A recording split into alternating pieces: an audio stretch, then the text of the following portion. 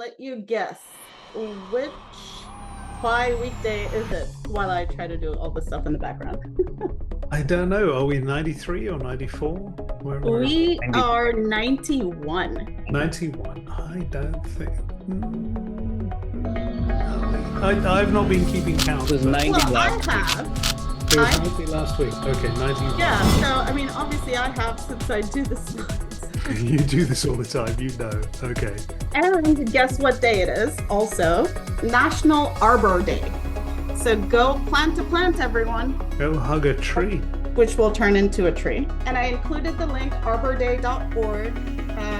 Let's see what we can do to donate, to plant some plants, to, keep the world healthy too. Just indirectly, spinning up a node at the edge is helping a tree. There you go. Let me thread that needle. Yeah. You're basically not running AI in a centralized data center that requires now a nuclear reactor to power it. Instead, you're pushing the compute resource to the edge. I think it makes for a greener footprint than the disastrous carbon footprint that the current SaaS-based AI has. Okay. So we were going to start, Riza, with you and Doc, but I think Doc is in my side of the world, in Baltimore today, right. So he won't be able to join. But I'll let you go ahead and do the Kwaai updates, and then I'm very excited about this week's speaker, StJohn. Please tell me if I pronounced this correctly, StJohn Deakins, CEO of Data Sapien, and also, which I found interesting, a partner of KwaaiNet Alliance. And it was funny because I was talking to Richard yesterday.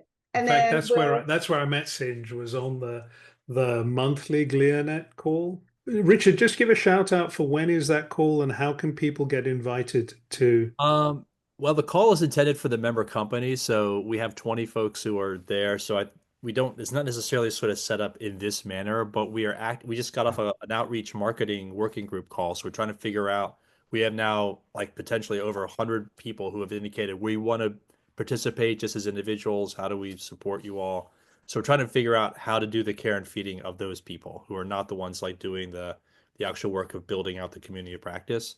But yeah, we'll let folks know. I'll also do a quick shout out. StJohn and I were both on the same call earlier today, 6 a.m. Pacific time. In the UK, they're doing a proceeding on data intermediaries.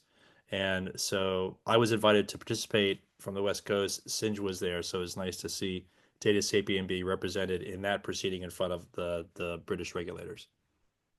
Fantastic. I did notice a British influence, English influence, I should say, because the way certain things were spelled, StJohn, in your LinkedIn profile with S's instead of Z's, I was like, I can already tell. I've got kind of family in America, and the funny thing is, I think it's the English you changed. It's actually American English is the original English, and I've always contested that. It's true. It's like things like aluminum. In the UK, we changed it to aluminium. Well, I don't know why we added extra letters. It's crazy. It took me a long time to get used to spelling it the American way, like even color and favor, and removing those U's were so difficult. Yeah. Anyway, we'll love to hear more from you as soon as Reza goes through the welcome. Yeah, look, I think I gave the preamble. Our focus is on KwaaiNet, and we're really thrilled about that. Just as a reminder, this is the Kwaai Weekly Public Meeting. It's public, and so anyone can join this meeting. Midweek, we have work groups that you have to be a member to join. What are the benefits of becoming a member? Well, let's see. Knowledge. Intel donated $50,000 to Kwaai, and we are donating that to our membership. Well, it's not cash, it's cloud credits. It's credits for you to spin up a machine in the Intel cloud. You can use their really powerful GPU machines. They've given us $50,000 worth of credits. Become a member, and I'll share it with you within our Slack. Within the Slack channels. Okay. I'd like to just clarify one thing. we love every type of member, but in order to get access to Slack and the credits, we would really love for you to sign up as a volunteer. And a volunteer is not like a set number of volunteer hours. It's yours to come and learn, to share, to contribute, however you want to use it. But I definitely want everyone to sign up as a volunteer, please. So thank you very much for that, because yes, the $50,000 is a use it or lose it credit. Yeah. It expires May 31st. We donated it to the hackathon winners, and they consumed a certain amount of it. And now we've still got a lot of unused credit. Come and hit me up on Slack, and we'll give you the coupon, and you can go and spin up a node. And what can you do with it? Well, it's a sandbox, and you can play. You can spin up an AI machine if you've got an AI job to run. What we'd really love you to do is, while you're at it, why don't you spin up a KwaaiNet node?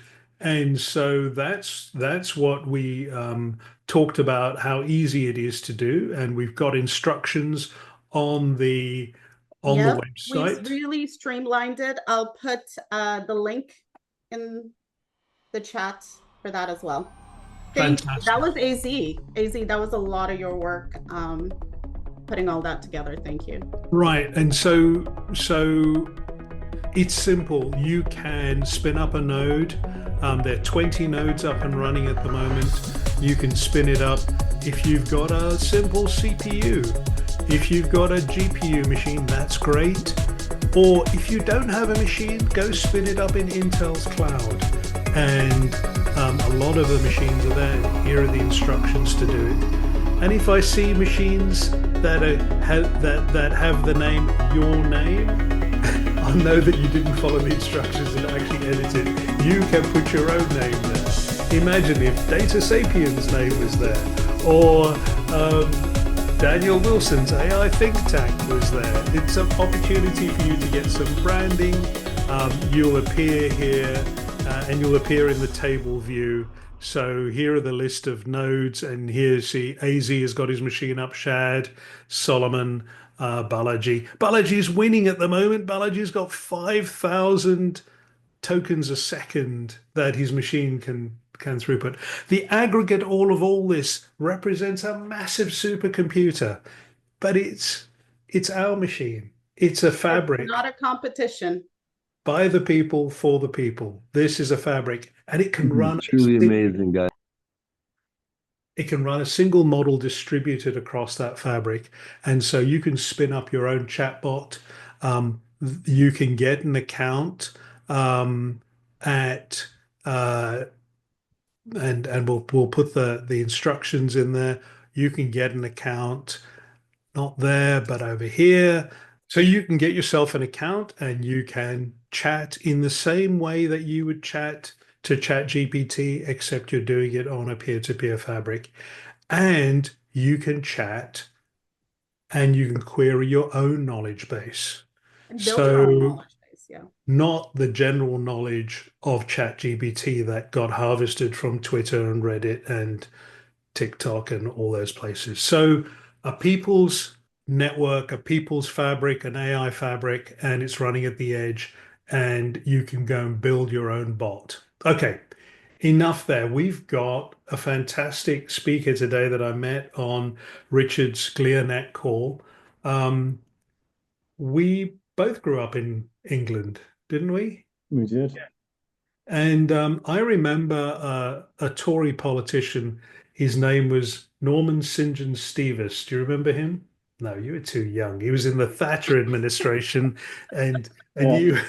you, and so that's when I prefer to reference St. John Smith, who was the volleyball player. Slightly right. more contemporary. And that's where we learned how to pronounce what's spelled St. John as St. John. And I can understand why you've ended up with the nickname Singe. Okay, I'm going to hand over to you, and why don't you take it away and tell us what Data Sapien's all about? Yeah, brilliant. And thanks for having me on. It's fantastic. It's 6:15 here, PM. and I've been in Zoom calls for about 5 hours, so Oh gosh. bear with me. But I've got a coffee top up, so I'm going to be okay. So I'm going to share my screen. And what I'm going to take you through, I've just seen we've got 15 minutes. So I'm going to take you through what we're building out at Data Sapien. This actually comes off the back of about 8 years where we were building out a B2C application for people to gather their data on their device and and get value for it. We had about 4 pivots with that company, 500,000 users, still today, I think the leading intermediary. But what we found is there's a real thirst among organizations to basically embed that kind of technology, human-centric technology into their existing services. And it's kind of a nice counterbalance to big tech. I'll take you through what it is. In summary, really, I mean, as a one-liner, we enable anyone to put brains into their existing apps or to build new apps around the brains that we can provide. And that happens in a fast, safe, and trustable kind of personal AI that's embedded onto the device. And I'll take you through that in a bit more detail. The big benefit for individuals, it's 100% private. So you can be running a personal AI with your data running on your device. Nothing ever needs to leave your device. For brands, we can deliver, and that is an 44x effectiveness in terms of communications, because the in-app AI can understand what people need in context. And we drive everything based on, there's a theory called jobs to be done, outcomes-driven innovation, Clay Christensen. And we use that to basically work with brands to understand what their customers really need from them, the unmet needs. And we fulfill that with the platform we have. The same underlying tech is being used in retail, automotive, two smart cities now. One big US retailer we're working with at the moment. And so it can be used by governments, it can be used by brands, but it could also be used by intermediaries. So we're providing the underlying technology that's required and providing that to the market as a horizontal play. So as I mentioned, it can be used by pretty much any kind of brand. We embed this little 5 megabyte bundle of software development kit, SDK, and that can be embedded into any app. And then that unlocks the power of people being empowered with their own data, plus having their own personal AI. The platform, very simply, is an orchestration platform which manages this SDK that gets embedded into an app. And the SDK, I'm going to flick through these quickly because I've only got 15 minutes, but the SDK itself is basically a combination of a personal data store. So everything's encrypted on device. It's all backed up into your personal iOS or Android cloud, and also a wallet. And that enables your device your personal AI to ingest, for instance, mobile driving license or EIDAS in Europe, identity verification. And that can then be mapped against the data in your data vault that might have come from Facebook and provide veracity and validation around that data. The AI can then use that to understand what's true and what my Facebook profile does not have my right date of birth, because I thought I was able to spoof Facebook back in the day. Little did I know. But it basically means you then have a combination of high veracity data with really wide varieties of data, and that's all accessible in the app. And then we have this 3-stack intelligence layer, which enables that to be processed on device, which I'm going to come onto in a second. And that's all managed by an orchestrator, which I'll demo to you in a second as well. So I've taken you through the data vault and the wallet. The intelligence stack is really special. It's basically 3 tiers. The first one is a deterministic rules engine. So this is stuff that you absolutely need to be true. So in the demo I'm going to show you, it's if I have a peanut allergy, I can go and generate recipes using an LLM, but I never want to have peanuts in my meal plan for the week.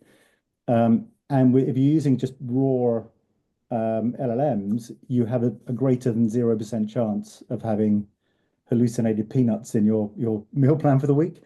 So you need to have the deterministic rules to provide guardrails for the other types of machine learning you're running in your device. The second layer is classic probabilistic machine learning type stuff, recommenders. These are fantastic for transparency, 96% match, 22% match. for, it could be city services, or it could be a particular grocery item, or a holiday you're booking.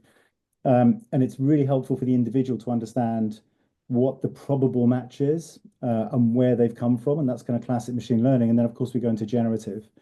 And we run a number of different types of model are available to run on device. We've got them running on iPhone 12 up.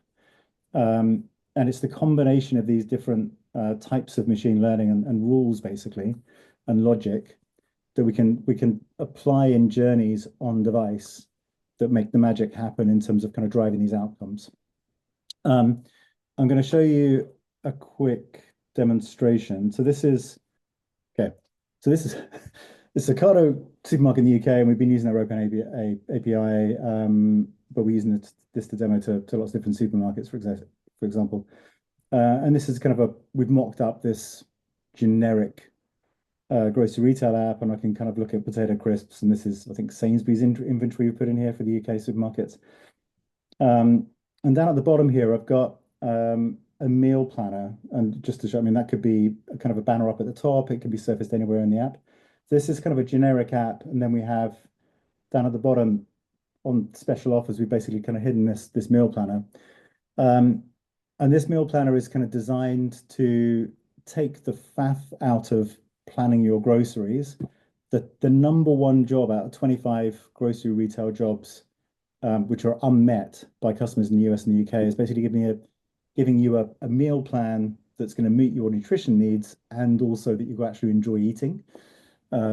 It's still a massive unmet need, and we can go a long way beyond that. But just to show you kind of how this works, the first thing a meal plan will do is basically ask you what your target calorie is for the next week, and most people have no idea what that's going to be. But we all have smartphones which are looking at our step count all the time. We've got lots of ambient data, so I can either input, if I know it, what my target is, or I can just connect my Apple Health Kit. So I go to an Apple screen, and I basically permission the sharing of this data, pulling this data. I'm gathering this data into my own device. It's not going anywhere else. It's what we call zero shared data. And I allow that data to come into the device. The device is then calculating that my average daily calorie burn for the last month is 3052.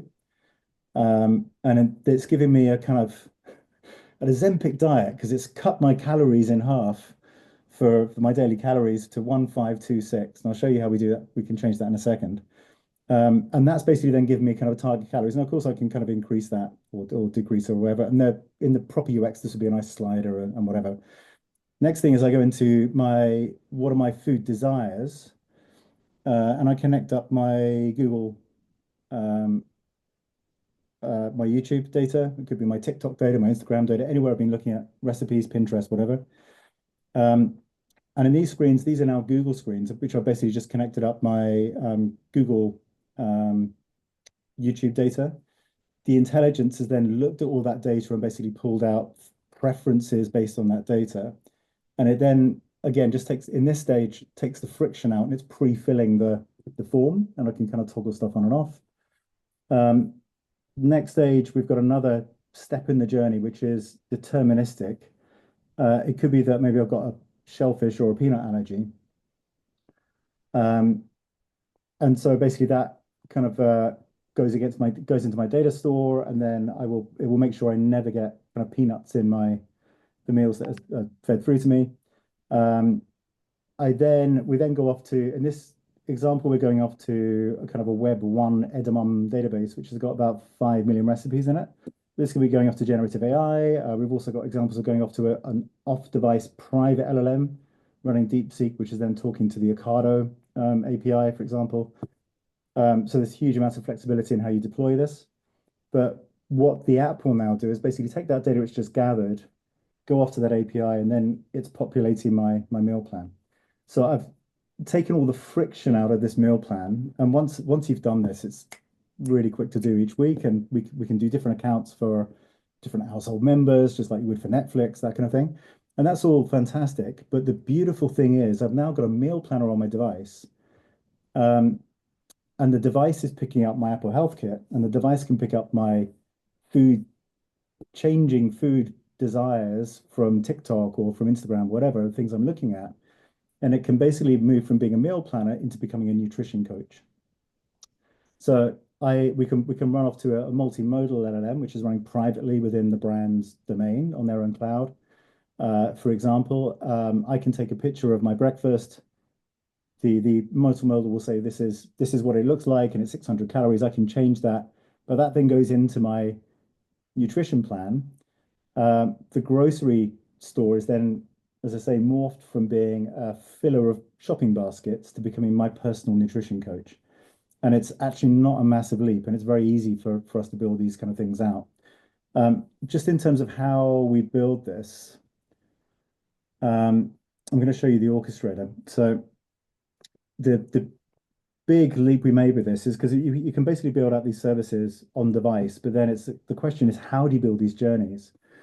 So what we've built out is this orchestration platform where you connect up your different APIs, you pull the data in, and this is managing the APIs that can connect into the SDK on a device, right? So we're not touching any of this data. You then structure the data up to map against your existing corporate organizational taxonomy. So the data coming in is automatically structured up at the point of ingestion to match everything in your data estate.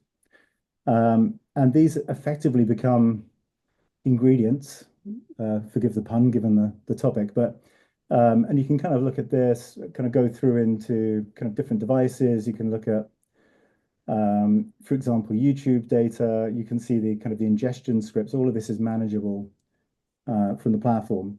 And then we use this to create journeys. So to show you this journey here, this is the journey, drag and drop, no code, to create this. So the orchestration to create this journey on the phone. And you can see on the phone, there's a welcome screen, and this is a straightforward content management platform. But the beautiful thing is, because it's connected directly to the SDK, I can go into this piece of content and add additional exclamation marks. I go back into the app, and that's over the air, automatically generated a change in the device, which is kind of content management stuff. I mean, WordPress has been doing this for decades, right? But when we come onto mobile, actually, traditionally, right now, that would have to go through the App Store and take a 2-week review, yada, yada, right? The important thing is, though, that we can change anything in the journey on the fly. So basically, the reason why I had a 50% cut in my calories is because this calculation here says 0.5, so it's a 50% reduction. I can change that to 0.8. So I'm manipulating the data. This could be surfaced as a button, radio button, whatever else for users. If I then save that as a draft, kind of go back in, and you can basically see that this has changed to 2442 from 15, whatever it was. So we've done a real-time manipulation of the data. Just some other stuff just to show you things we can do on the device. We've got a couple of other things. We've got an emotion tracker, which we have built out, and I can kind of put in this, and this is basically kind of a demo app for us to go on the store, which is going live next week. And I can put in feeling great. If I can spell. That's the English spelling, obviously. And the emotional tracker, we've got an LLM running on device, so I can basically go into airplane mode, and I can ask the LLM. So we're not using this as a bot, we're using this as an on-device tool, generational tool.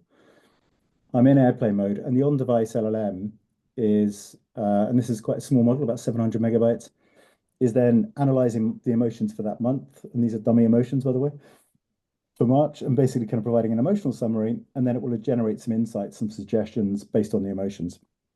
We're putting in Spotify data and Apple Health Kit and lots of other layers of data just as a nice demo, because you can then see, I was feeling good and I did an extra 2,000 steps that day, that kind of thing. Last thing I'm going to show you is an actual chatbot. This is for a movie that's in pre-production called deephumanity.ai. It's a documentary teamed up with a Singaporean documentary producer we've worked with before, Tan Siok Seok, and we've also got a Oscar-winning sound production guy who won the Oscar for Whiplash. Whiplash. And we're we're starting filming in June for a documentary about hopes and fears around, in the era of AI and what makes us human. And this is very alpha at the moment, but in this screen here, we're populating various different tasks to gather data and answering some questions about yourself and what makes you feel human. And there's some chatbot elements in here, and et cetera as well. And the AI in the middle, basically, then I can ask the chatbot what makes me human in the context of all of my data. As it warms up, I can chat to that kind of chatbot in real time. I haven't pulled any data into this, but I can say, tell me about myself. I've got DeepSeek 1.5 gig model on here, which is really over explains everything. So I need to go and delete that and put in a better model. But it's just showing you an AI running on the device on the edge. And it will now talk for about 15 minutes because that particular model is just very, very chatty. So that's kind of the orchestrator and the platform we have. The critical thing is basically we're pushing all of the data out and the processing out to the edge. And actually, I should just show you on these red boxes, which are the script boxes, and I can kind of create one of these journeys very, very easily. I can just drag and drop boxes and then connect the boxes, and then I populate the boxes, like one of these boxes. The red boxes basically, as well as we can run JavaScript, we can run Python in those boxes. We can also go off and call off-device LLMs. So you can basically call a private LLM, which is kind of running on your own cloud. We could go off to Kwaai models. Or you could even go off to GPT if you really wanted to. But basically, you have a huge amount of flexibility in terms of what you do with these kind of what we call script boxes, which are basically just, they could be function calls or actually running live models. And then you can adapt all of that in real time. We're getting a lot of traction with companies that want to do a lot of experimentation. Brands are really nervous about what's happening with AI in terms of kind of what's real and what they can actually deploy. But everyone seems to have had a KPI to go and do AI this year. But no one wants to take kind of obviously unnecessary risks. So it's fantastic for test and learn, and also gives you a huge amount of control because the data stays on device. It's completely regulation proof because you'll never need to pull any data off device to do the processing, etc. I'm way over time. That's fantastic. While people put up their hands for questions, thanks so much. This is fantastic. I mean, there's such a strong alignment between Data Sapiens and Kwaai. Yeah, it's fantastic. About making AI greener, more personal. And yeah, I'd love to see maybe the mobile device itself becoming a node on the KwaaiNet network. We should figure that out. We should do, yeah, absolutely. And that allows you not only to have the power of your mobile device, but then burst to use the elastic resources of community inference and so on, being able to tap into a community of knowledge as well. It might not just be your own knowledge base you want to query. Maybe you've curated a collection of trusted advisors and you get to query them on various domains. So you've got your own domain experts groups, rather than getting your information from the various centralized repositories, whether it's CNN or Fox News, or you might want to, you might curate a collection of advisors on healthcare information, on Can I show you one more slide, actually? I mean, this is the architecture, which if anyone's interested, I can take them through. Something we've got coming up, which is could be beginning second half of the year. And we put this together for Citizen, which is B2B, B2C, direct to consumer, primarily making market research panels and stuff. But it's actually really powerful for self-forming collectives. And it's this idea of kind of collectives where you've got, tens of millions of devices out there, and we patented this, so I can talk about it. We send a silent push notification out to all devices, and it could be devices, in a rough geographic area, so you've got kind of mass customization, but you can basically say, if these items are true, surface the invitation to join a community. So it could be that, if I'm a commuter with a dog, then surface the invite to the community, and I then get invited into what we're calling data cooperatives. That may change depending what happens with the intermediary stuff that's happening in the UK, but we're calling them cooperatives, which are non-commercial groups. And then you could also set up data unions where people are collectively sharing data anonymously, behavioral data, and they're as a group collectively making money from sharing that data. And that could be for training LLMs or whatever you want to do, right? And then beyond that, we can go into other types of collective. And this we think is going to become really, really powerful, because it means you, as well as organizations setting up these kind of groups, you can have self-forming groups, right? So anyone can set up any kind of group. I want to speak to people like me on these particular parameters. People like that get invited into the group. And if I want to leave and stop sharing data, I just leave the group. So it's kind of like a flipping the social network model on its head. It's starting from the individual out, and everything's consent-based from an individual point of view. So we're quite excited about this. We've just got a huge amount of work to do right now. So we'll get to this probably in Q2, Q3, Q4. Awesome. Okay. Alan had a question. Alan, if you wanted to ask about connecting with different apps. Yeah, I think I think you answered my question, but it's unclear.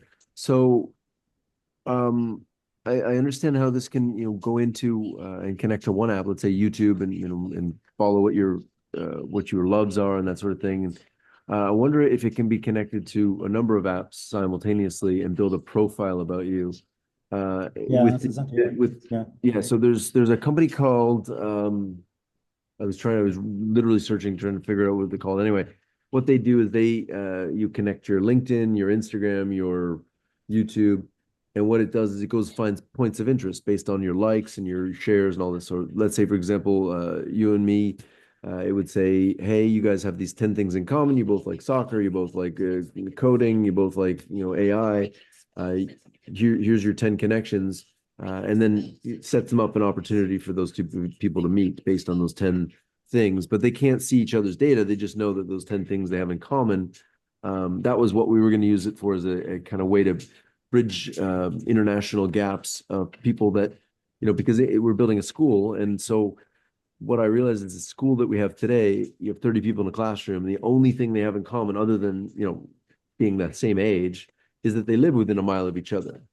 They don't share common passions. Maybe they join the soccer team together, and we need that. We need that socialization of our, it builds character. But why not also do that around the world? So, my daughter met a lot of people on Fortnite around the world, and, which they had a passion for Fortnite, but it would be great to, find other passions, bring them together like that. Is that something that this might be able to aggregate? Yeah, I mean, a really nice example. We've got a smart city initiative in Europe, and one of the conversations we're having there is around matching residents who may have a lot of things in common but haven't ever met each other, especially because there's this kind of epidemic of loneliness. And if you can connect up citizens in the city around kind of common interests and enable communities to form. Sounds really middle-aged, but I'm a member of a gardening co-op in my neighborhood. So we get together kind of a couple of times a month, and it's about that kind of community. It's not really, and then gardening is pretty crap. We're supposed to be rewilding a patch, but people are putting all kinds of like wisteria in and things, and it's not rewilding. But what it is a community activity where we're bringing individuals together, and we don't really have enough opportunities for that kind of thing to happen. But if you've got citywide data and all the information about the public bars and the gyms and everything else, and what people are interested in doing, you can start kind of creating the activities and the opportunities for people to connect. So kind of slightly different example, but I think it kind of shows the match, right? So for us, we basically just want to provide the underlying infrastructure. So we work broadly across pretty much any sector. The big thing, after us spending 8 years with Citizen Me on one particular and then pivoting about 4 or 5 times, And then being approached by big companies, we've realized actually what the ecosystem needs is some underlying infrastructure that can be picked up quite easily off the shelf by everyone and then driving the outcome. So that's what we're working on, kind of building the tool sets for people to go and do that across any sector. Yeah. Excellent. Thank you. So, Sanj, a question I have, how can, well, first of all, how do you, how are you planning on having people use this? Is this for corporations? Is it for an individual? I saw there was a developer site. Is that like something anyone can go to download and work with? Yeah. So I'd love to try it out. I spent this afternoon with a US grocery retailer.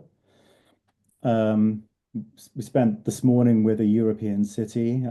We're working with a European automotive app, kind of moving from buying a car to manage your car in your garage. Pulling in your driving license data and pulling in your car info. And that's being opened up by the European data spaces in patchy bits and pieces. So, I mean, our kind of play right now is basically to provide big brands with the ability, the tool set to be able to do this with their customers. And that 44x I mentioned up front, which sounds outlandish, but at the moment, for most communications that a brand send out to their customers, there's like a 1% engagement if they're lucky. If you can understand that someone's about to enter the market to buy, because 95% of the time we're not in the market to do anything, and yet we get spammed with direct messages. That reminds me of, intensely annoying, or retargeted because you've looked at a trampoline for your niece or something, and then for the next month they get freaking trampolines, right? If you can understand someone in context and they permission this and it's running on their device and they trust the critical thing, they have to trust the messaging they're getting, you can go from, and this is proven on Amazon data, we can go from less than 1% up to 44x, 44% engagement, because you understand where someone is. And it then becomes providing me with something that's helpful because I'm about to enter the market for a watering can for the gardening co-op or whatever it is, right? So by understanding people in context, the in-app AI completely privately can basically provide those people with the service they need, fill unmet needs. And all of a sudden, all your marketing becomes way more efficient. We spent the last 20 years just spamming people because that's kind of what we figured digital marketing is, but it's atrocious. And it's a waste because once you've bought that watering can, you don't need it again. You don't need Exactly. anything. Yeah. So it's sort of like how Riza talks about Uber, right?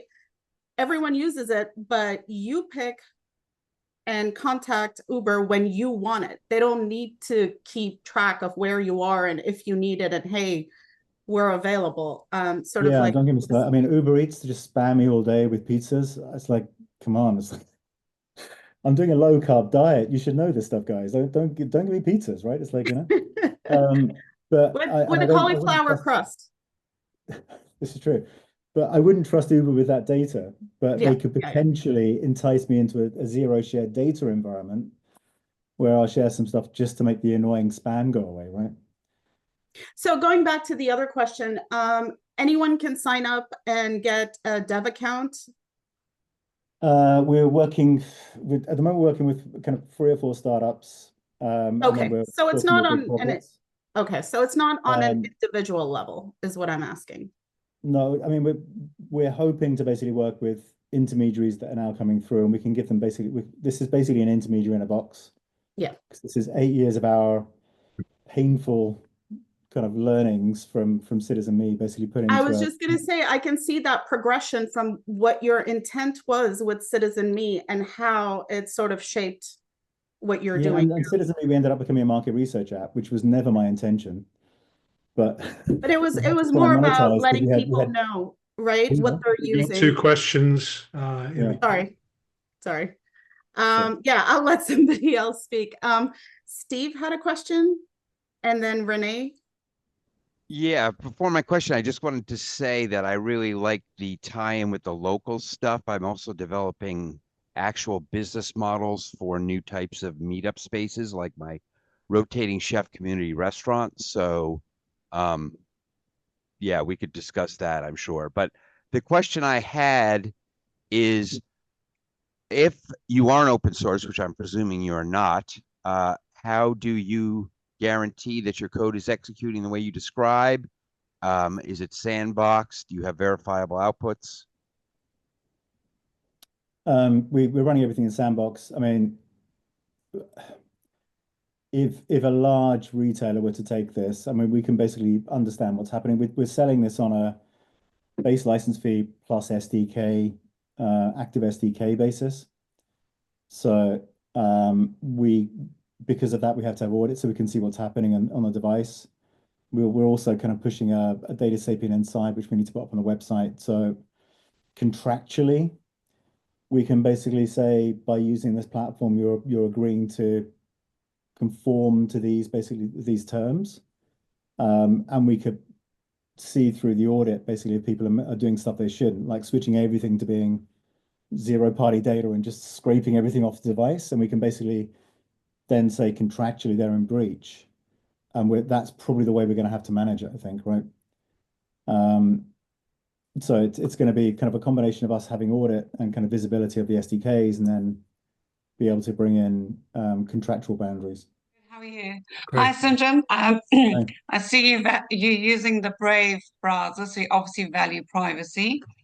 On that issue, so I am a cybercrime and tech attorney in Cape Town, and I'm doing seminars for parents on how to keep children safe online, especially the focus being on neurodivergent children.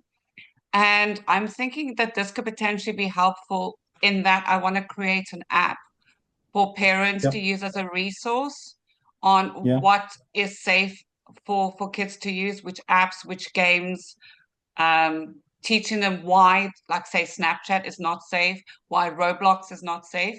And then with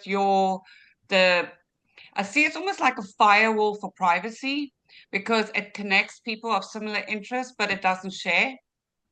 Am I correct? Yeah. And actually, just on the neurodiverse traits piece, I mean, there's a few items in here which this is kind of a demo account. So what we're building out, I think we've got one of them in here. You can see emotional quotient over here, which we pulled into this app just to put some content in. We're building out another demo app called Identity, which is going to be about 25 different rating scales for neurodiverse traits, through to optimism, fear of happiness, whatever else.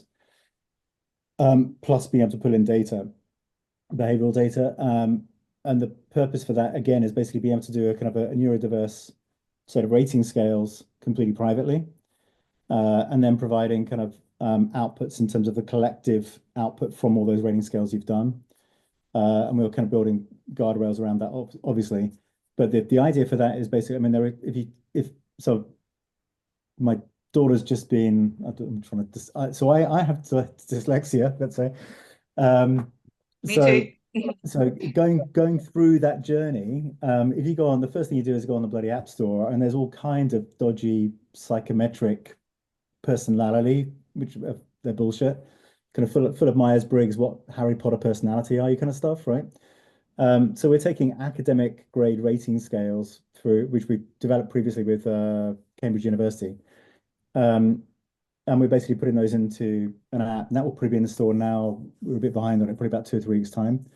And the idea for that is it kind of gives you a place where it's self-discovery, right? But it's completely privacy preserving.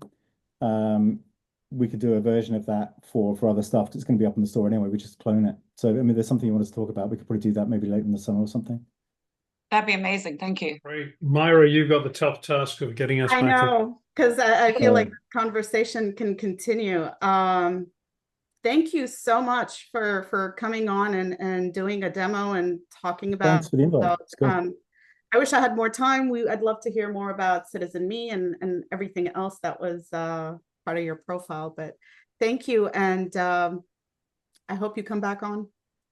Yeah, I'd love to. Okay. Separately, StJohn will talk about how we can, if anything, what integration we can do and get this to leverage the KwaaiNet fabric as well. We want to start playing around with private LLMs, but we don't want to host them. So Kwaai could actually be Fantastic. Okay. Great. Okay, so let's Work get groups. quick work group updates. Balaji, if you're online, tell us what's going on. Hello, everyone. This week, there was a critical patch applied to the KwaaiNet node. If you have not done so, turn down your node and restart it to pull the latest Docker image and update yourself. That way, the images continue to process. There was an issue located where it will abruptly stop processing. When was that done, Balaji? Sorry, just it was advertised this Monday on this KwaaiNet okay. Slack It was done group. on Monday. Okay, got it. Yes. So if again anyone past Monday, if you started an instance, that's fine. But if you started an instance last week, please turn it down and start again to pull the latest image. The second update I have is that now that we have proven that we can have a distributed fabric and we are hosting these Llama 3.1, the next thing I want you all to think about is tooling. So some of these models are fine-tuned for tools, which is Llama 3.1, Mistral, and a few others. What does it mean? I'll just share my screen, show what you can do with KwaaiNet inference engine in a no-code, low-code environment. That way, you can all have your own workflows and integrations visualized. Let me do a quick share screen. Okay, so there are plenty of tools in the market for visualizing your workflows. One of them is N8N. There is AppSmith, there is Langflow, there are a whole bunch of others. What it is really straightforward with these tools is to construct a graph of things. And again, KwaaiNet becomes a drop-in replacement for any OpenAI chat model. I'll show you how this works in the sense, instead of OpenAI account being used with OpenAI API, we use KwaaiNet API. This way, the calls get routed to KwaaiNet, and it'll get processed as any other OpenAI model type of a situation here. Again, this particular tool lets me take an input chat message. There's the AI agent, which can use a model and simple memory. Again, we are missing tools, but we will bring up models with tool support so we can leverage that as well. And you can simply have a chatbot. That looks fantastic. And it'll go through the KwaaiNet, as you can see, because mine is the highest processing tokens per second, it's processing this request. You can see the GPU spin up, and this should come back shortly with a response. And there you go. Why couldn't the bicycle stand up by itself? Because it was too tired. This is a simple workflow. What is a complex workflow? I'll show you an example of that. And again, we can do this for Kwaai itself. Complex workflow. We can have a Slack trigger come in, use KwaaiNet, simple memory, and SERP API for Google search, Wikipedia search, and output whatever the output is to your Slack channel. This is a simple Elon Slack agent because I gave it a prompt. Again, don't we all love Elon bots, right? The prompt here on the agent is going to say, you're Elon Musk, blah, blah, blah. And this is whatever you want. Now you're fully capable of leveraging KwaaiNet to create another variation of bot with a lot of tooling support. That's where I'll leave you guys to imagine what you can do with these. Again, imagine Zapier coming to your desk, right? And with all these integrations that you can do with zero coding effort, just keep connecting these with KwaaiNet as the LLM. Thanks, everyone. So I have a question, Balaji, if I could. Is it possible to, using KwaaiNet, to set up a multi-LLM structure so that it's pulling the best of kind of thing? Absolutely. So KwaaiNet is able to host, again, if you look at, let me share this, the topology here, all we are doing right now is a single model. Now, if you look at the topology here, we have these API block. There's two API nodes routing calls to all of these nodes hosting the Llama 3.18 billion instruct. KwaaiNet can bring up more of these blocks, like one for each model with API routing. So in the future, we'll have many of these listing the whole variety of models. Like right now, there's only one model being hosted by all of these. But we will bring up more and more, maybe something very specific to some industries, maybe something open source. Again, you can imagine. So what we are going to do here is bring up many of these models and expose it through an API. And you can build it through any of these low-code environments. Just drop in replacement for that model, and you can route it yourself with your own logic. You see there, you've sorted it by throughput tokens, just so you appear on Oh yeah, of course. I'm going to be on top of the leaderboard. I'm just kidding. Gotta pet yourself. Very good. Okay, so hey, if you don't have, actually, can you show us the map, Balaji? Technology? Yeah. So if you don't have a node, consider spinning up a node. There are 20 nodes already, and they're all in the US. Come on, let's get some other countries on the map as well. Wouldn't it be great, Renee, to have one at the tip of Africa? My concern is it going to eat the Wi-Fi? Because my other half will shout at me if you can't game. Yeah. Balaji, tell them how little, tell Renee how little network traffic it uses. Right. It's not, again, it's like just another node that's sitting and listening among many other nodes. It's shared load, right? So you can host as little as one block, as opposed to some nodes here are hosting 32 blocks. Depending on the model, the decoder block count could be anywhere from 18 to 32 to 64, depending on how big the model. So long story short, it is entirely up to you to host how many ever nodes, how many ever blocks you want. The more blocks you hold, probably more traffic comes to you for processing and doing that. I don't think it's too taxing when it comes to processing a single request. It's a few bytes flowing to you and getting the job done to process out. Again, this is distributed fabric. Not everything flows through a single node all the time. The very machine we're video conferencing on here, my machine is part of the network, and I haven't noticed a drop in performance. And it's a reasonably powerful Mac Mini, but I'm doing all sorts of other things. I'm doing video editing on it. I'm doing development on it, and it's not dropping a beat. Okay, Myra, I wonder if you can drop in the I already did. You read my mind. That's the other beauty of your emceeing this. So we've got an after party, and Myra has dropped the coordinates of the after party in the channel, and this is where we go deeper on a subject. Just to tell you, the other benefit of being a Kwaai member is when gifts get given to us, we share. So we said the 50,000 from Intel, we're sharing that out. Sign up as a member, hit me up on Slack, I'll send you the coupon. Please let me clarify, volunteer. Volunteers, and volunteers get a Slack account. So that's the only way you're going to get it. The other way is, the other benefit is Perplexity has donated $40,000 to Kwaai in pro account credits.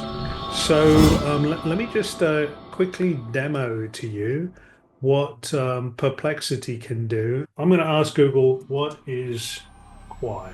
And it comes back, Kwaai is a non-profit volunteer organization. But when you ask Perplexity, what is Kwaai, it actually does a deep dive into it. Tell me about Kwaai. I can say, so it's done like research on Kwaai, and you can ask it. And so look, it's done an analysis of the question that I gave, what's the likelihood to achieve its mission? And it says, here are its strengths. Okay, well, that it drew from our annual report. And the outlook, okay, has already achieved notable milestones, strong foundation, and So, point being is that AI is becoming smarter, and you can use these tools as research tools. How can you get a Perplexity Pro account? Become a Kwaai member, and we will give you a coupon so that you can get a pro account. So they're giving us $40,000 worth of credits. This is all thanks to Brad Topliff, who is one of our advisory members, and he's brought that to us. So thanks so much for that. I'm gonna say let's meet all at the after party.